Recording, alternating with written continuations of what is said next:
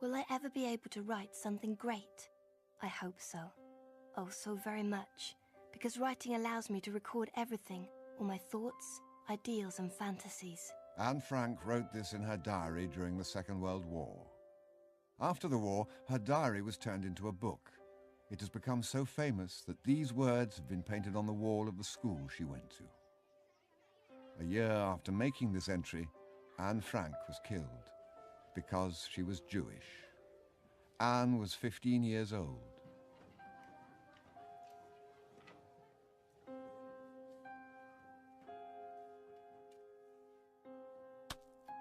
She wasn't the only Jewish pupil in her class. We might also tell stories of her 15 Jewish classmates, their arrests or hiding, hunger, sickness or death. But we know Anne Frank's story so well because she wrote it down herself.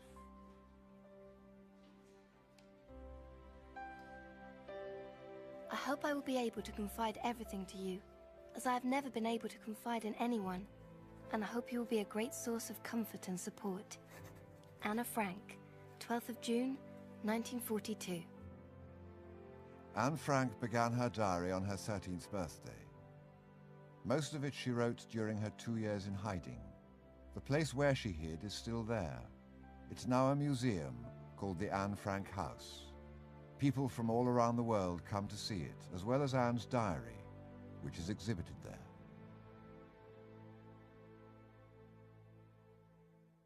June the 12th, 1929, Anne Frank is born. Her sister Margot is 3 years older. Her mother, Edith, takes care of the home and family. Her father, Otto, works in a bank. They live in Frankfurt in Germany.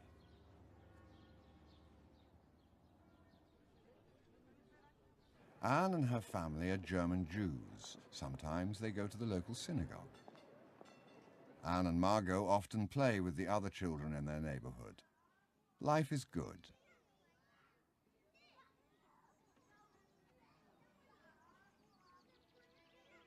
In 1933, an anti-Semitic political party comes to power, People Who Hate Jews. Their leader is Adolf Hitler. The party is called the National Socialists. Its members are called Nazis. Germany is a poor country, and Hitler has promised to help the people to rise to their former glory. He wants Germans to be proud of their country. As he sees it, they need to unite under a strong leader because they're being threatened by enemies.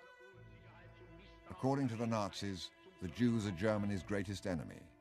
They portray Jews as dangerous. Since time immemorial, the Jews have been blamed for other people's problems. This makes it easier for many Germans to believe what Hitler tells them.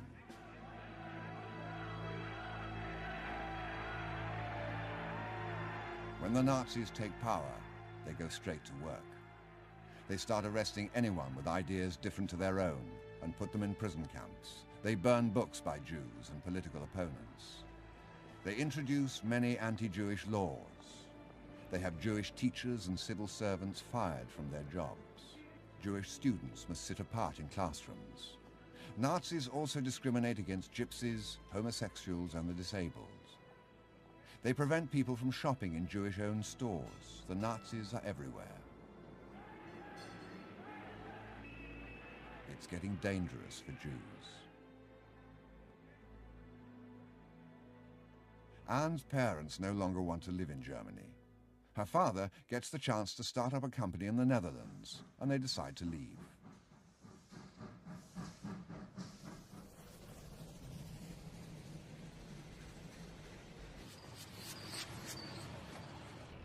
In this way, the Frank family comes to Amsterdam. Anne is almost 5 years old. Their house is in a new neighborhood in Amsterdam, and Anne soon feels at home there. She goes to school and learns Dutch. She has Dutch and German friends to play with, because she's not the only German Jewish refugee in her neighborhood.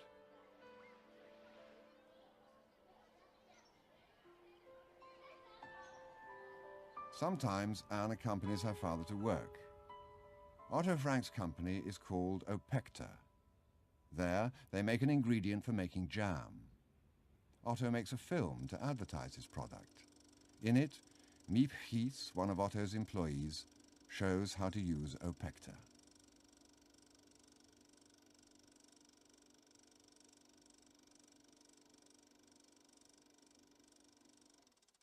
Otto has to work hard. He isn't home much. Anne's mother is homesick for Germany. She writes often to her friends and family. She'd like to go back, but she knows that's not possible. Life is getting worse and worse for the Jews there. Now, Jews may not own businesses. They may not marry non-Jews. In fact, the Nazis want just one thing: to get rid of all Jews. In November of 1938, Germans lash out at the Jews, destroying synagogues, Jewish homes and shops. We now call it Kristallnacht, the night of broken glass. Jews are beaten and arrested. Those that can leave, but many countries refuse them entry. Anne's grandmother comes to Amsterdam. She's 73. They all hope to be safe here.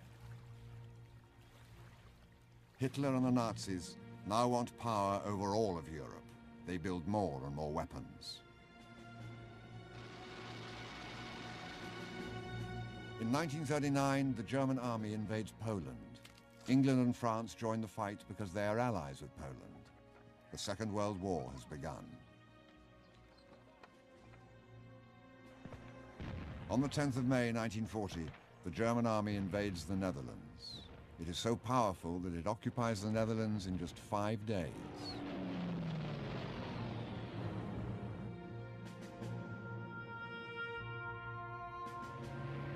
Still, the Dutch army manages to fight back until the Germans bomb Rotterdam.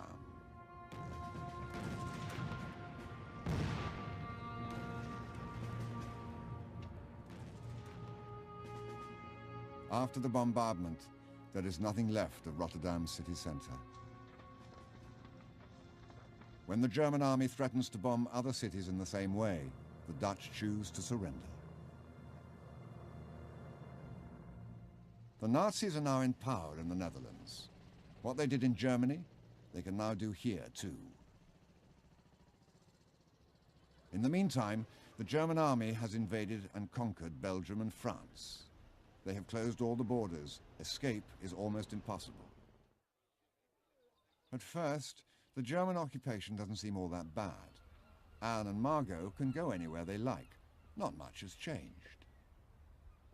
Anne lives on Merwede Square in South Amsterdam. One time she's caught on film. It's the only film of her in existence. A young woman in her apartment building is getting married. The wedding couple and family come outside. People are watching from their windows and on the street. Anne is leaning out of her window. It almost looks like she's saying, "Hey, I'm being filmed."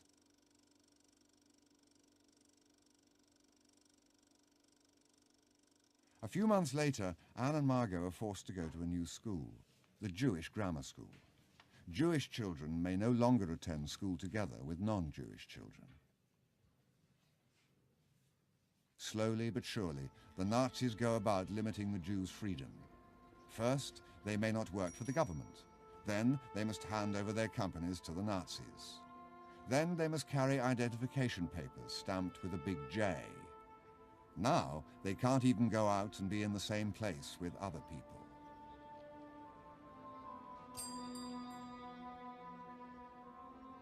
Now they must wear a yellow star, so everyone can see they're Jewish.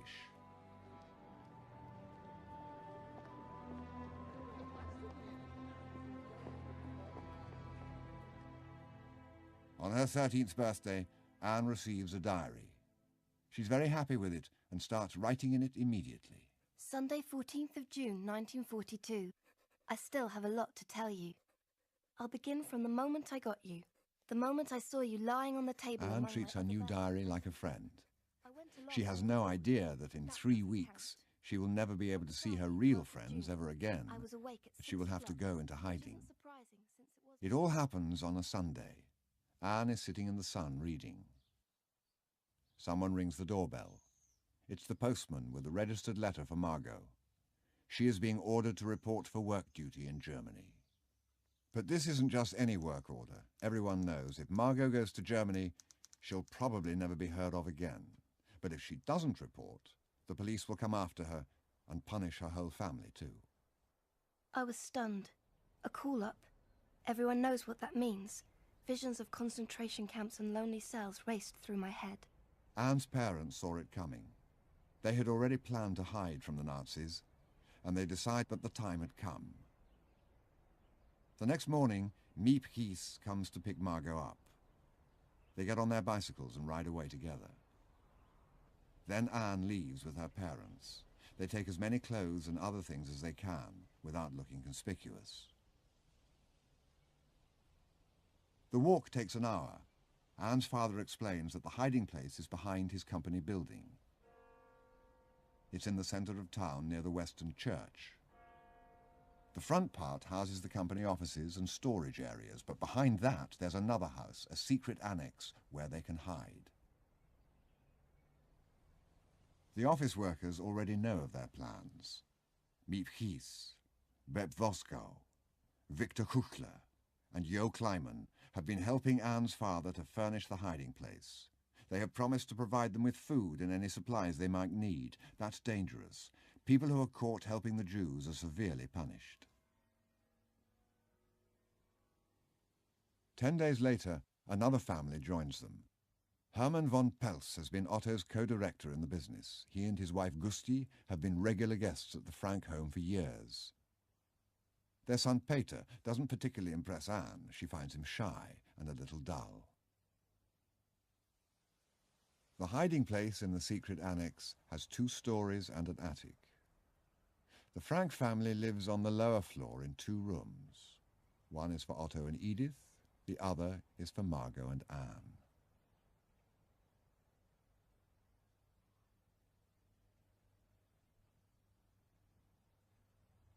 Above them is a large room where Hermann and Gusti van Pels sleep.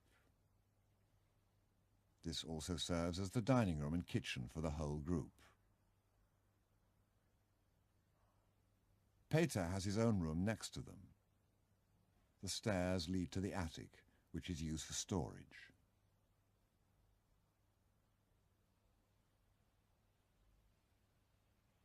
Of course, we are not allowed to look out of the window at all, or to go outside.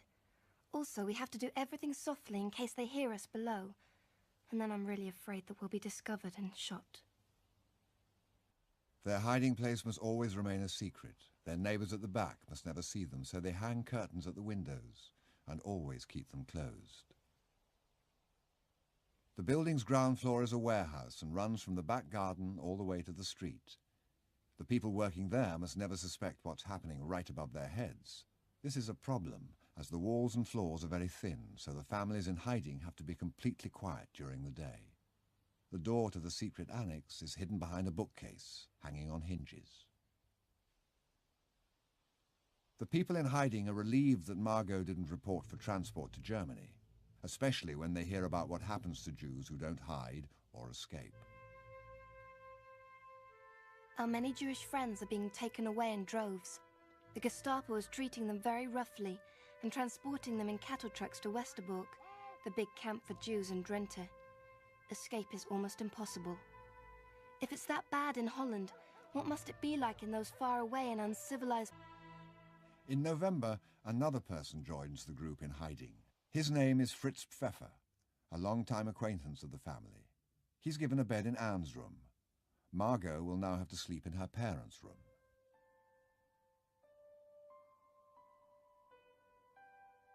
Anne is not happy about Fritz Pfeffer. He is strict, and he often scolds her if she does something wrong. And then he goes and tells Anne's mother. They argue often. In fact, the others have arguments as well. After all, it's very hard for 8 people to live together at such close quarters, and always with the fear of being caught hanging over them. Pfeffer describes to them how the Nazis and their helpers close off entire streets and then force all the Jews out of their own homes, including children, the elderly, and the sick.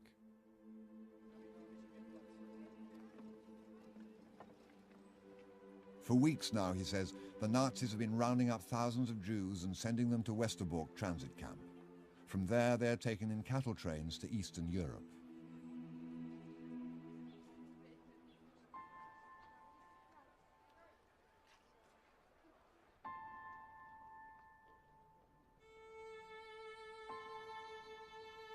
Their homes and shops are ransacked, and entire streets fall still.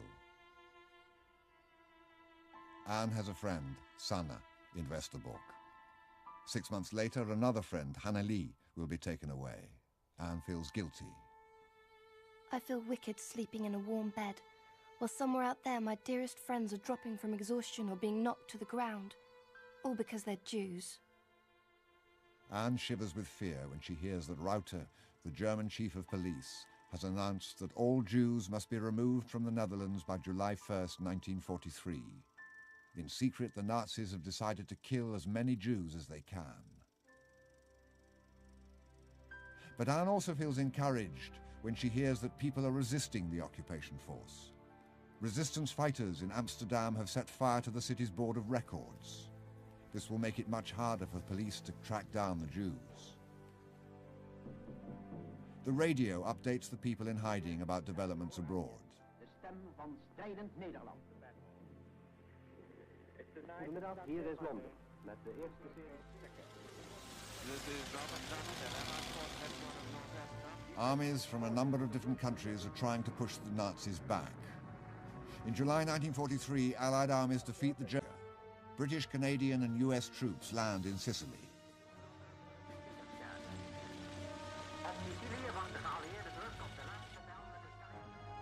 The German army is now surrounded. The Russians are attacking from the east, and from the west, British and American air forces fly bombing raids every night over Germany.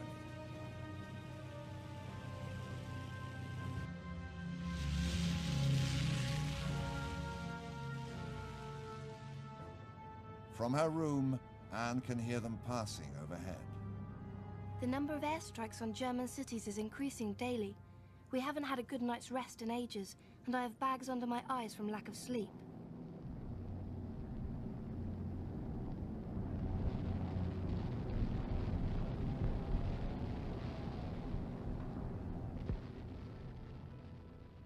Factories, even entire cities are being leveled. Amsterdam is bombed as well. This time, the British Air Force tried to bomb an aircraft factory, but the bombs fell on a residential neighborhood, and all just a few miles from the secret annex. The destruction seems to be terrible. Whole streets lie in ruins. It still makes me shiver to think of the dull, distant drone that signified the approaching destruction. The Western Church, just a block away from the secret annex, is an important building in Amsterdam. In the summer of 1943, the fire department makes a film to show how they can protect it if necessary. You can just make out the secret annex in the picture. Maybe Anne was writing in her diary at that very moment. Wednesday, 23rd of February, 1944. Dearest Kitty, this morning, when I went to the attic again, Peter was busy clearing up. He finished quickly and came over to where I was sitting on my favorite spot on the floor. He stood and I sat. We breathed in the air, looked outside, and both felt that the spell shouldn't be broken with words. I knew then that he was a good, decent boy. The two of them spend a lot of time together. But after a few months, Anne doesn't feel as in love as she used to, and she distances herself from Peter. Instead, she spends more time with her diary. Wednesday, 29th of March, 1944. Dear Kitty, last night, Mr. Bogelstein, the cabinet minister, speaking on the Dutch broadcast from London, said that after the war a collection will be made of diaries and letters dealing with the war. Of course, everyone pounced on my diary. Just imagine how interesting it would be if I were to publish a novel about the secret annex. The title alone would make people think it was a detective story. Anne starts rewriting everything on separate sheets of paper, all for her new book. Tuesday, 6th of June, 1944. Dearest Kitty, this is the day the English news announced at 12 o'clock, and quite rightly, this is the day. The invasion has begun. Communique number 1. Under the command of General Eisenhower, Allied naval forces, supported by strong air forces, began landing Allied armies this morning on the northern coast of France.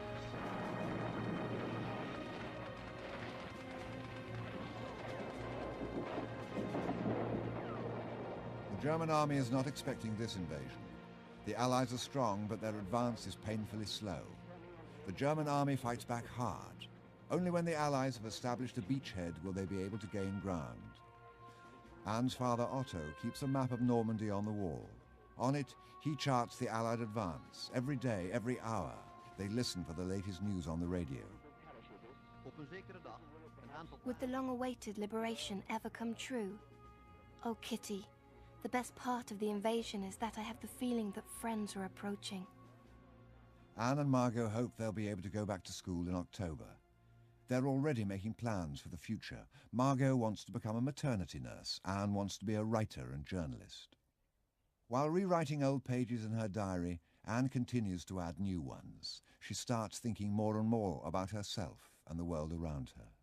It's twice as hard for us young people to hold on to our opinions at a time when ideals are being shattered and destroyed, when the worst side of human nature predominates, when everyone has come to doubt truth, justice and God. It's a wonder I haven't abandoned all my ideals. They seem so absurd and impractical. Yet I cling to them because I still believe, in spite of everything, that people are truly good at heart. It's utterly impossible for me to build my life on a foundation of chaos, suffering and death.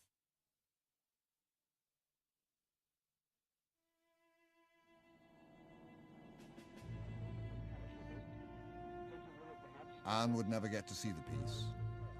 The Allied forces are approaching Paris when on August the 4th, 1944, someone phones the German police in Amsterdam with the message, "There are Jews hiding at number 263 Prinsengracht."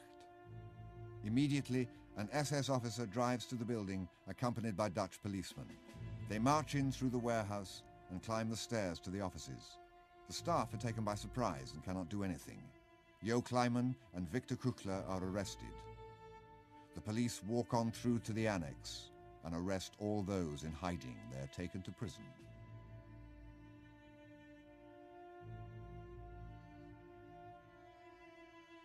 Beb Voskou and Miep Gies are left behind. Later that day, they have a look in the annex. The police have ransacked the place looking for anything of value. In among the mess, Miep finds Anne's diary and other papers and decides to keep them for when Anne returns.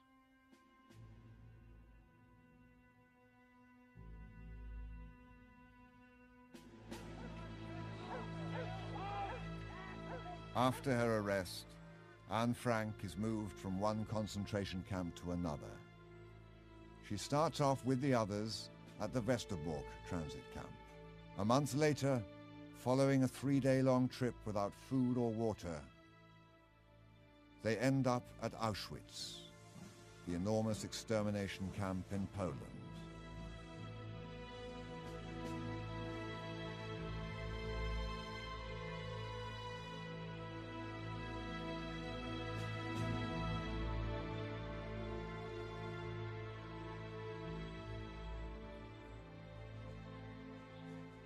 After almost 2 months, Anne and Margot are sent to Bergen-Belsen.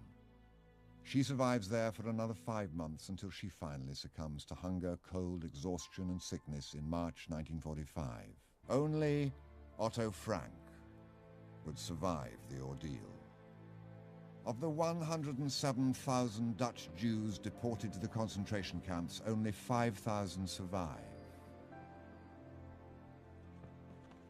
In May of 1945, the German army surrenders. The war is over, the Nazis have been defeated.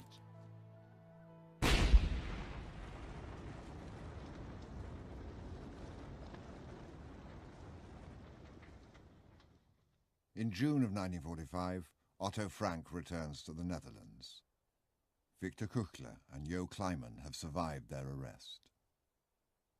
After Otto hears what has happened to his wife and children, Miep gives him Anne's diary.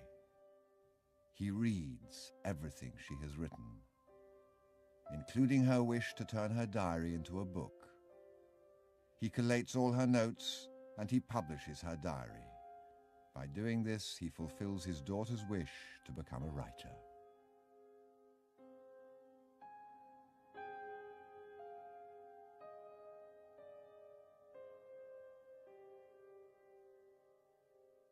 When I returned, and after I had the news that my children would not come back, Miep gave me the diary, which had been saved by, I should say, a miracle.